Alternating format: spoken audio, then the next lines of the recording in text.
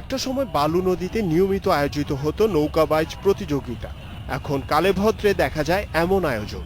প্রতিযোগিতা দেখতে এসে শহরমুখী মানুষ দেখলেন নদীর অপরূপ সৌন্দর্য। কি বড় কি ছোট সব বয়সের মানুষের মিলন মেলা যেন বালু নদীর দুপার ঘিরে। টান টান প্রতিযোগিতা, জমজমাট উদ্যোগ, নদীর বুকে অন্যরকম গতির ঝড় তুললেন প্রতিযোগীরা। নৌকাবাইজ দেখে খুশি মনে বাড়ি ফিরেছেন দর্শকরা। প্রতি বছর এমন উদ্যোগ দেখতে চান সবাই। পাশাপাশি নদীকে দখলমুক্ত রাখার আহ্বান তাদের। সাধারণের সাথে সুর মিলিয়েছেন প্রধান অতিথি আইনমন্ত্রী আনিসুল হক। আমরা চাই যে এই ঐতিহ্য আপনারা বাংলাদেশের সকল জনগণ ধরে রাখুন। নদীর নব্যতা রক্ষা করার ব্যাপারে যে আন্দোলন, সেই আন্দোলনকে বেগবান করার জন্য জনগণের সমর্থন লাগবে এই নদীগুলিকে বাঁচানোর জন্য।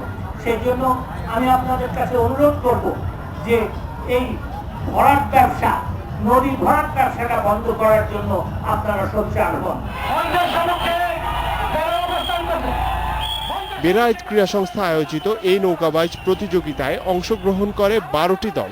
ছিপ নৌকা বিভাগে সেরা হন মাসুদ রানা, আর কোষা নৌকা বিভাগে সেরা হন সবার বন্ধু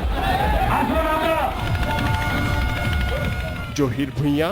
ইন্ডিপেন্ডেন্ট নিউজ, ঢাকা।